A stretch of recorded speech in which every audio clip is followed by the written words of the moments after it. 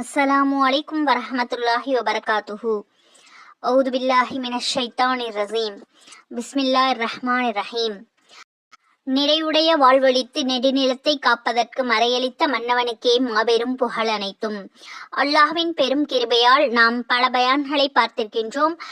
தீனுடைய விஷயங்களை நிறைய கேட்டிருக்கின்றோம். இன்ஷா அல்லாஹ் அல்லாஹு தாலா நம் அனைவருக்கும் அதன்படி வாழக்கூடிய பாக்கியத்தை தந்தல் புரிவானாக. ஆமீன். நாம் தீனுடைய விஷயங்களை சரியான முறையில் படித்து அதன்படி நடந்து நம்மை வழிகேட்டிலிருந்தும் ஷைத்தானின் பாதையிலிருந்தும் பாதுகாத்து நன்மையில் நிலைத்திருக்க செய்யக்கூடிய 2 விஷயங்கள் முஹம்மது நபி ஸல்லல்லாஹு அலைஹி வஸல்லம் அவர்கள் கூறியிருக்கின்றார்கள். 2 விஷயங்களை நான் விட்டு செல்கின்றேன், அவற்றை நீங்கள் பற்றி பிடித்துக் கொள்ளுங்கள், அப்பொழுது காலமெல்லாம் வழி தவற மாட்டீர்கள். 1 குர்ஆன், 2வது அல்லாஹுடைய தூதர் முஹம்மது நபி ஸல்லல்லாஹு அலைஹி வஸல்லம் அவர்களை பின்பற்றி வாழக்கூடிய சுன்னத்தான வழிமுறை. உமர் பின் கத்தாப் ரலியல்லாஹு அன்ஹு முஅத்தா இமாம் மாலிக் 1395வது ஹதீஸில் கூறப்பட்டுள்ளது. ஆகவே நாம் பயான்களின் மூலமும் நபி ஸல்லல்லாஹு அலைஹி வஸல்லம் அவர்களுடைய சுன்னத்துக்களை தெரிந்து கொண்டு அதன்படி வாழ்க்கையை மாற்றி நடந்து நல்லபடியாக நடக்க எல்லாம் வல்ல அல்லாஹ் நம் அனைவருக்கும் கிருபை செய்வானாக. ஆமீன். இன்ஷா அல்லாஹ் இன்றைய பயானில் கலிமா தய்யிபா என்ற தலைப்பில் பகுதி 5ஆக சில ஹதீஸ்களை பார்க்கலாம். பொறுமையோடும் கவனமாகவும் முழுமையாகவும் கேளுங்கள், மற்றவர்களுக்கும் பகிருங்கள். 113வது ஹதீஸ். ஹஜ்ரத் அபூ தர்தா ரலியல்லாஹு அன்ஹு அவர்கள் அறிவிக்கின்றார்கள், ஒவ்வொரு பொருளுக்கும் ஒரு உண்மை நிலை இருக்கின்றது. ஒரு அடியான் அவனுக்கென்று முடிவு செய்யப்பட்ட சிரமங்கள் அவனை அடைந்தே தீரும், அவனுக்கென்று முடிவு செய்யப்படாத சோதனைகள் அவனுக்கு வரவே வராது என்று உறுதியாக நம்பாதவரை ஈமானுடைய உண்மை நிலையை அவன் அடைய முடியாது என்று முஹம்மது நபி ஸல்லல்லாஹு அலைஹி வஸல்லம் அவர்கள் கூறினார்கள். மனிதன் தனக்கு ஏற்பட்ட சோதனைகள் அனைத்தும் அல்லாஹ்வின் புறத்திலிருந்து ஏற்பட்டவை என்றும் அதில் ஏதாவது நமக்கு நலவு மறைந்திருக்கும், அது தனக்கு தெரியாது என்றும் எண்ண வேண்டும். தக்தீர் எனும் விதியின் மீது நம்பிக்கை வைப்ப மனிதனுடைய ஈமானுக்கு பாதுகாப்பாகவும் குழப்பங்களிலிருந்து நிம்மதி பெறுவதற்கு காரணமாகவும் அமைகிறது. நபி ஸல்லல்லாஹு அலைஹி வஸல்லம் அவர்கள் கூற தான் கேட்டுள்ளதாக ஹஜ்ரத் அப்துல்லா இப்னு அம்ர் இப்னு ஆஸ் ரலியல்லாஹு அன்ஹு அவர்கள் அறிவிக்கின்றார்கள், படைப்பினங்களின் விதிகளை வானம் பூமியை படைப்பதற்கு 50,000 வருடங்களுக்கு முன்பே அல்லாஹ் எழுதிவிட்டான். அந்த நேரத்தில் அல்லாஹ் தாலாவுடைய அர்ஷ் தண்ணீரின் மீது இருந்தது. நூல் முஸ்லிம். 115. ஹஜ்ரத் அபூ தர்தா ரலியல்லாஹு அன்ஹு அவர்கள் அறிவிக்கின்றார்கள், அல்லாஹ் தாலா அனைத்து அடியார்களுக்கும் 5 விஷயங்களை எழுதி முடித்து விட்டான்.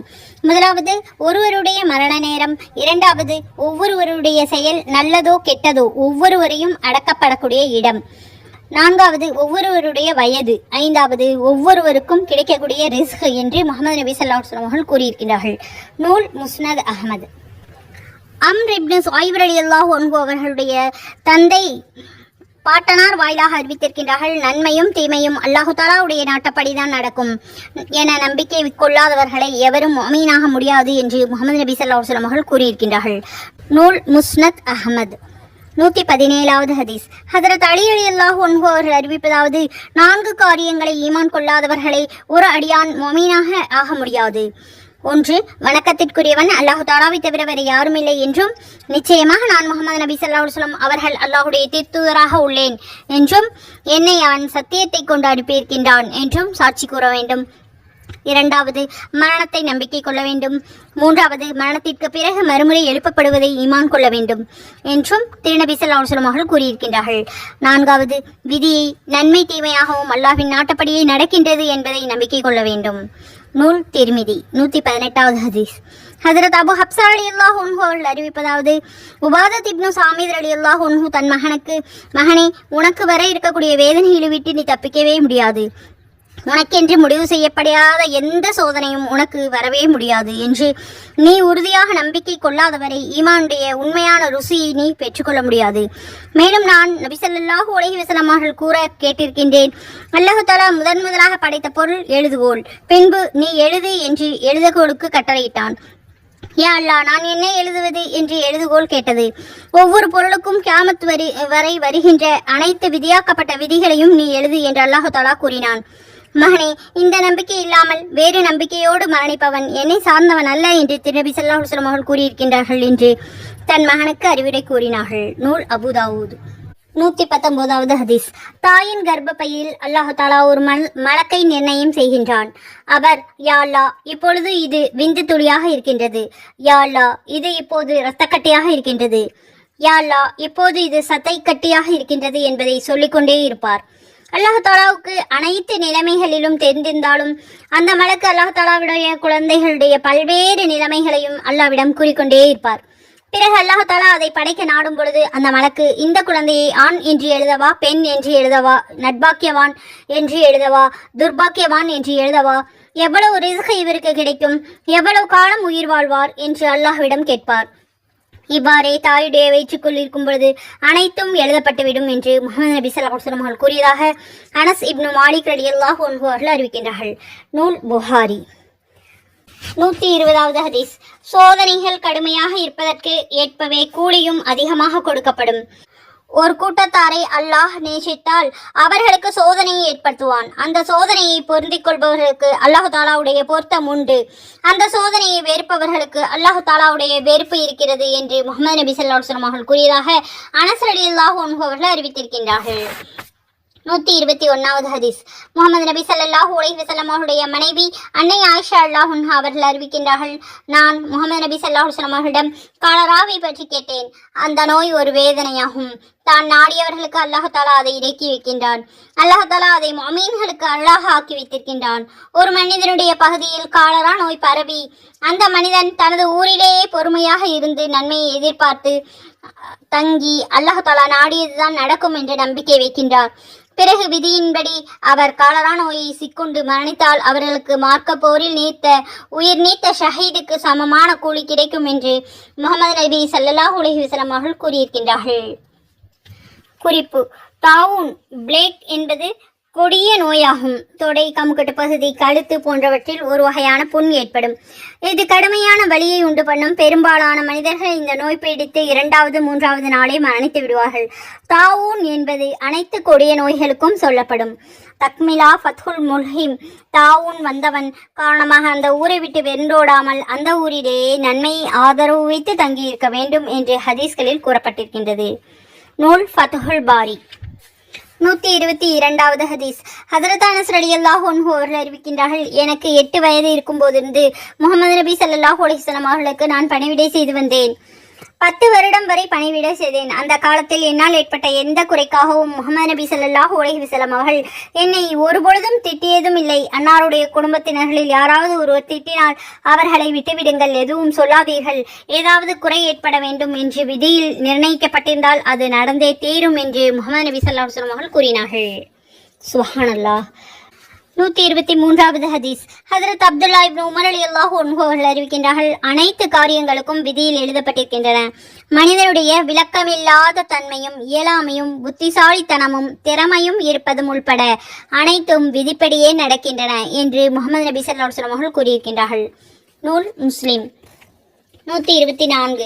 ஹஜ்ரத் அபூ ஹுரைரா ரலியல்லாஹு அன்ஹு அவர்கள் அறிவிக்கின்றார்கள், பலமுள்ள முஃமின் பலவீனமான முஃமினை விட சிறப்பிற்குரியவராகவும் அல்லாஹ் தஆலாவுக்கு மிகவும் பிரியமானவராகவும் எனினும் அனைத்து முஃமின்களிடமும் நன்மை இருக்கத்தான் செய்கின்றது. ஞாபகம் வைத்துக்கொள், உமக்கு பலன் அளிக்கக்கூடிய விஷயத்தில் நீர் பேராசைப்படவும் அதில் அல்லாஹ் தஆலாவிடம் உதவி தேடவும் தைரியம் இழந்தும் விட வேண்டாம்.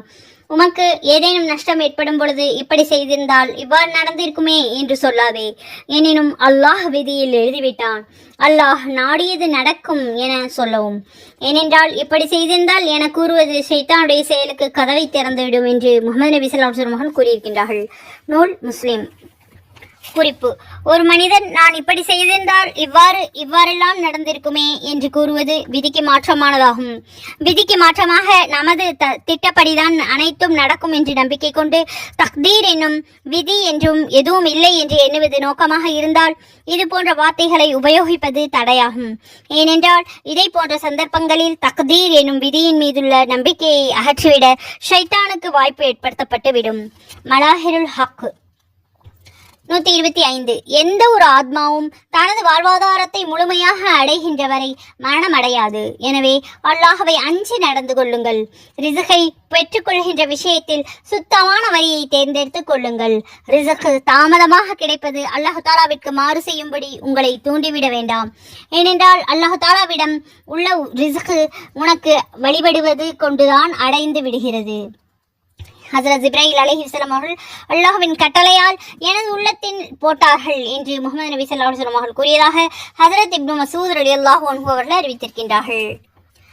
ஹஜ்ரத் அவுஃப் இப்னு மாலிக் ரலியல்லாஹு அன்ஹு அவர்கள் அறிவிக்கின்றார்கள், முஹம்மது நபி ஸல்லல்லாஹு அலைஹி வஸல்லம் அவர்கள் 2 மனிதர்களுக்கு இடையில் தீர்ப்பு வழங்கினார்கள்.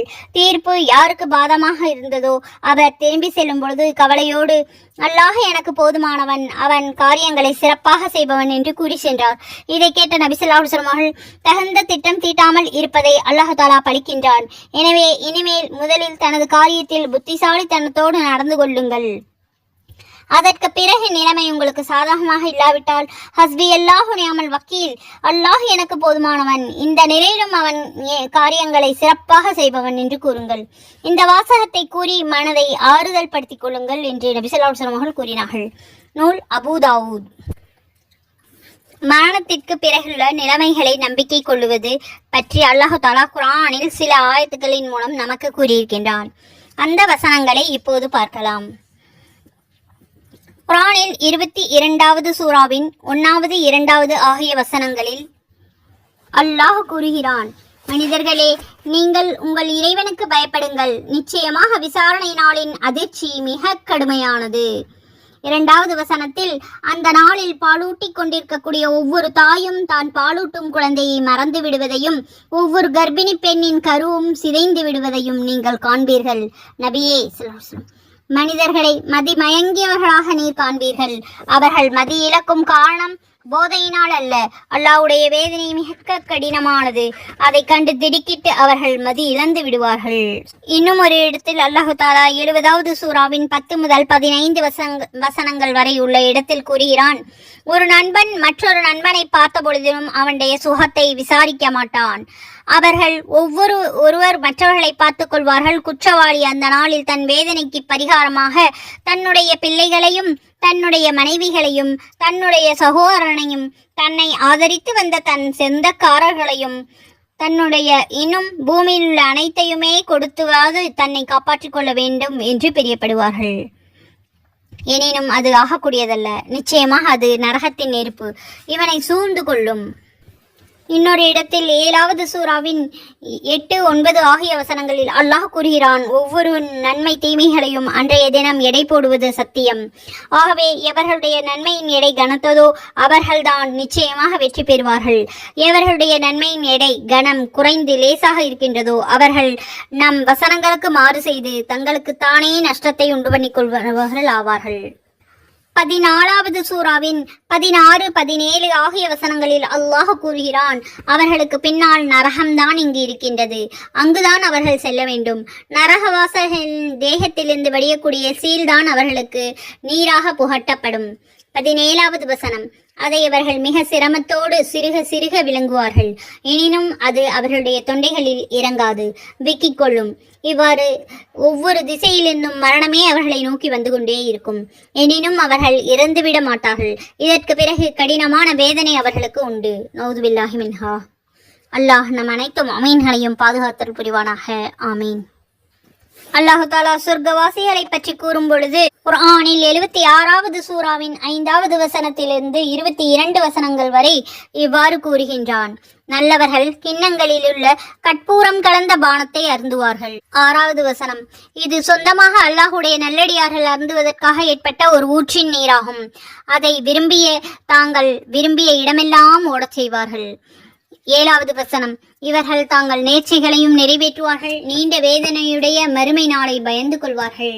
8வது வசனம், மேலும் அல்லாஹ்வின் மீதுள்ள அன்பின் காரணமாக ஏழைகளுக்கும் அனாதைகளுக்கும் சிறைப்பட்டவர்களுக்கும் உணவளிப்பார்கள். 9வது வசனம், தம்மிடம் பெறுபவர்களை நோக்கி, நாம் உங்களுக்கு உணவளிப்பதெல்லாம் அல்லாஹுடைய முகத்திற்காகத்தான், உங்களிடம் நாம் ஒரு கூலியையோ அல்லது நீங்கள் நமக்கு நன்றி செலுத்துவதையோ கருதவில்லை என்றும் நிச்சயமாக நாங்கள் எங்களுடைய இறைவனின் ஒரு நாளை பற்றி பயப்படுகின்றோம், அந்த நாளில் முகம் கடுகடுத்து சுண்டி விடும் என்று கூறுவார்கள். 11வது வசனம். ஆகவே அல்லாஹ் அத்தகைய நாளின் தீங்கிலிருந்து அவர்களை பாதுகாத்து கொண்டு அவர்களுடைய முகத்தில் மகிழ்ச்சியையும் செழிப்பையும் கொடுத்தான். 12வது வசனம். மேலும் அவர்கள் இம்மையில் சிரமங்களை சகித்துக் கொண்டதன் காரணமாக சொர்க்கத்தையும் அணிவதற்கு பட்டாடைகளையும் அவர்களுக்கு கூலியாக கொடுத்தான் என்று கூறப்படும். 13வது வசனம். அவர்கள் அங்குள்ள கட்டில்களின் மீதுள்ள பஞ்சணைகளின் மேல் சாய்ந்து கொண்டிருப்பார்கள். அதில் சூரிய வெப்பத்தையும் பனியின் கொடிய குளிர்ச்சியையும் காணமாட்டார்கள். 14வது வசனம். அதில் உள்ள மரங்களுடைய நிழல்கள் அவர்கள் மீது தாழ்ந்து சூழ்ந்து கொண்டிருக்கும். அதன் கனிகள் சுலபமாக பறிக்கக்கூடிய விதத்தில் அவர்கள் முன் சாய்ந்து வரும். 15வது வசனம். பல வகை இன்பமான பானங்கள் நிறைந்த பளிங்கு கெண்டிகளும் வெள்ளி கிண்ணங்களும் அவர்கள் முன் சுற்றி கொண்டே இருக்கும். சுப்ஹானல்லாஹ். 16வது வசனம். அவை பளிங்குகள் அல்ல, எனினும் பளிங்குகளைப் போல வெள்ளியினால் அவர்களின் அவசியத்திற்கு தக்கவாறு நிர்மாணிக்கப்பட்டிருக்கின்றன. 17வது வசனம். இஞ்சி கலந்த ஜன்சபீல் என்னும் மிக உயர்ந்ததொரு பானமும் அங்கு அவர்களுக்கு புகட்டப்படும். 18வது வசனம். அது அங்குள்ள ஒரு ஊற்றினுடைய நீர், அதற்கு சல்சபீல் என்று கூறப்படும். 19வது வசனம். என்றுமே சிறுவர்களாக இருக்கக்கூடிய பணியாளர்கள் அவர்களை சுற்றி கொண்டே திரிவார்கள். நபியே ஸல்லல்லாஹு அலைஹி வஸல்லம், அவர்களை நீர் கண்டால் சிதறிய முத்துக்கள் என்றே கருதுவீர்கள்.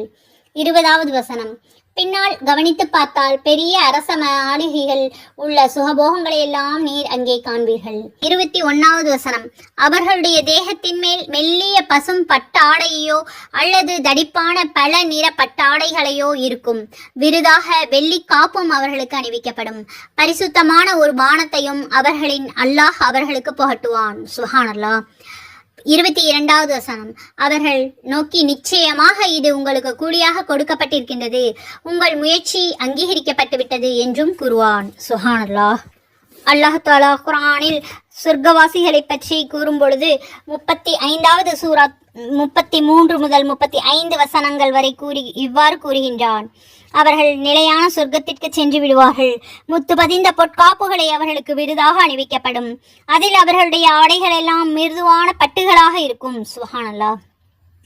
மேலும் அவர்கள் தங்களை விட்டு எல்லா கவலைகளையும் நீக்கிவிட்டு அல்லாஹ்விற்கே எல்லா புகழும் உரியன, நிச்சயமாக எங்களுடைய இறைவன் மிக மன்னிப்பவன், நன்றி அறிபவன் என்று துதித்து புகழ்ந்து கூறி கொண்டே இருப்பார்கள். 35வது வசனம். அவனே தன் அருளை கொண்டு மிக மேலான ஒரு இல்லத்தில் எங்களை அமர்த்தினான். அதில் எந்த ஒரு கஷ்டமும் எங்களை அணுகுவதில்லை, ஒரு சடைவும் அதில் எங்களுக்கு ஏற்படுவதில்லை என்று அவர்கள் துதி செய்வார்கள். சுப்ஹானல்லாஹ். அல்லாஹ் தஆலா நம் அனைவருக்கும் சொர்க்கத்தில் உயர்ந்த பதவியை தந்தருவானாக. ஆமீன். இந்த ஹதீஸ்களை பற்றி இன்னும் நபி ஸல்லல்லாஹு அலைஹி வஸல்லம் அவர்கள் சொன்ன சில பொன்மொழிகளை பார்க்கலாம். 127வது ஹதீஸ்.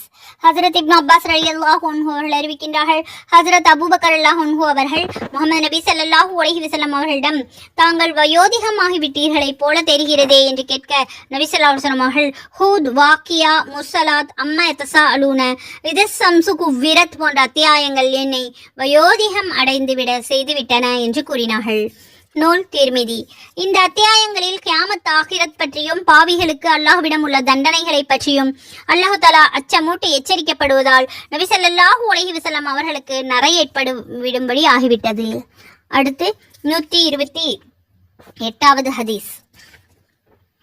ஹஜ்ரத் காலித் இப்னு உமைர் அத்தபி ரலியல்லாஹு அன்ஹு அவர்கள் கூறியிருக்கின்றார்கள், ஹஜ்ரத் உத்பா இப்னு யமான் ரலியல்லாஹு அன்ஹு அவர்கள் ஒரு நாள் எங்களுக்கிடையே உரை நிகழ்த்தினார்கள்.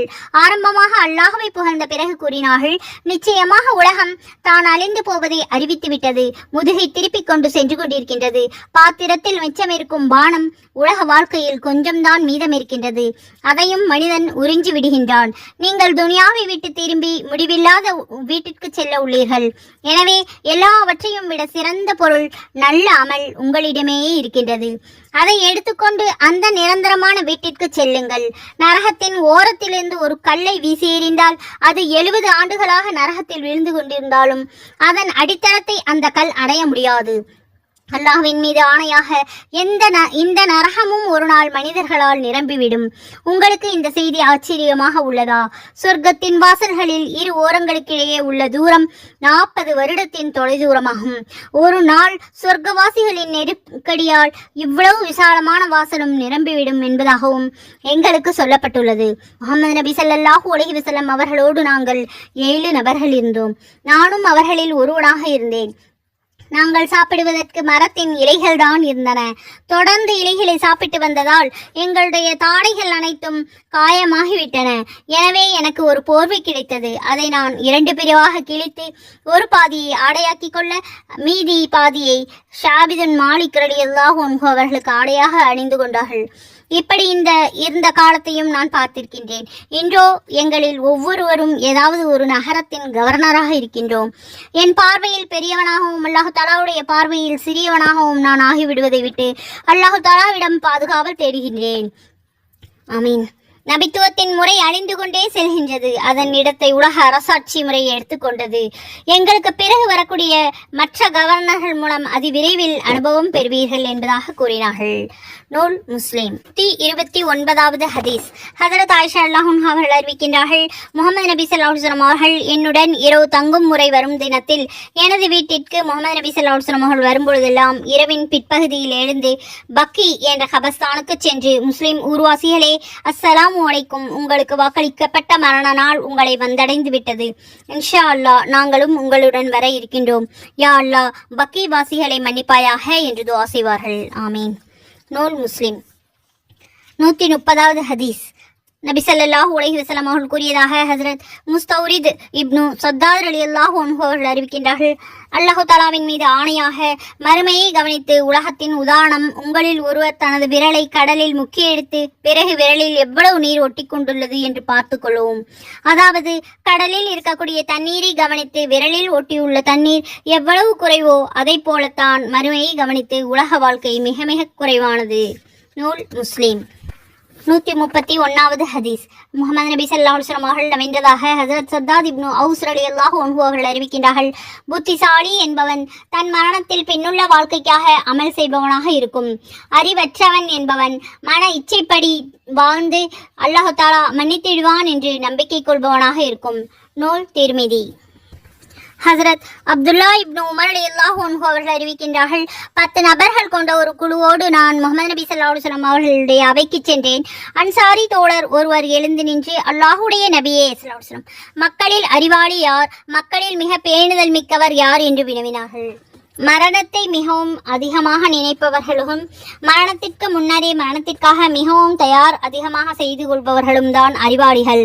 இவர்கள் உலகத்தின் சிறப்பையும் மறுமையின் கண்ணியத்தையும் பெற்றுக்கொண்டவர்கள் என்று முஹம்மது நபி ஸல்லல்லாஹு அலைஹி வஸல்லம் அவர்கள் கூறினார்கள். நூல் தபரானி மஸ்உன் மஸாயித்.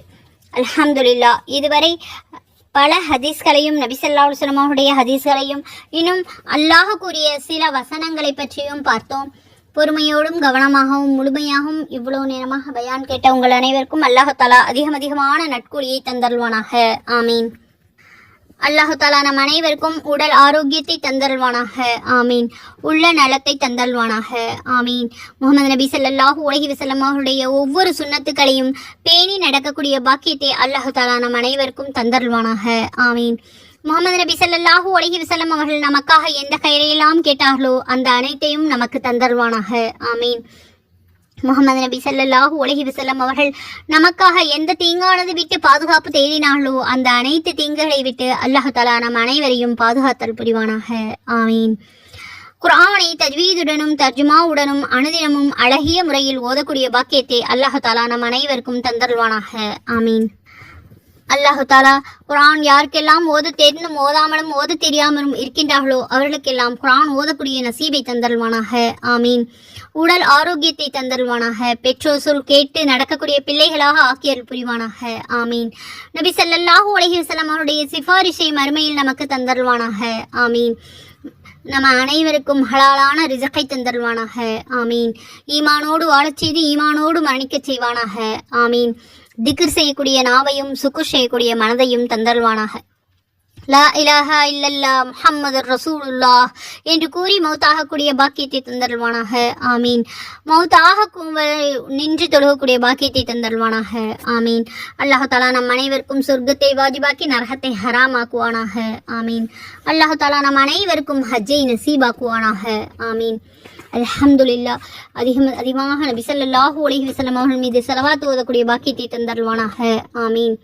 இதுவரை பொறுமையாக பயான் கேட்டு மற்றும் நபி ஸல்லல்லாஹு அலைஹி வஸல்லம் அவருடைய ஒவ்வொரு ஹதீஸ்களையும் கேட்ட உங்கள் அனைவருக்கும் துஆக்களுக்கு ஆமீன் சொன்ன அனைவருக்கும் அல்லாஹ் தஆலா நற்கூலியை தந்தருள்வானாக. ஆமீன். லைக் செய்து கமெண்ட் செய்யுங்கள், ஷேர் செய்யுங்கள். அல்லாஹ் தஆலாவிடம் நற்கூலியை பெற்றுக்கொள்ளுங்கள். ஒரு பயான் மற்றவர்களுக்கு ஷேர் செய்வதால் அவர்கள் அதன் மூலம் பயன்பெற்று அமல் செய்து கொண்டிருக்கும் காலமெல்லாம் அல்லாஹ் தஆலா நமக்கு நன்மையை எழுதி கொண்டே இருப்பான். இன்ஷா அல்லாஹ். அந்த நன்மையை பெறக்கூடிய பாக்கியத்தை அல்லாஹ் தஆலா நம் அனைவருக்கும் தந்தல் புரிவானாக. ஆமீன். ஜஸாக்கல்லாஹு கைரன் கசீரா. அஸ்ஸலாமு அலைக்கும் வரஹ்மத்துல்லாஹி வபரகாத்துஹு வ மக்ஃபிரத்துஹு.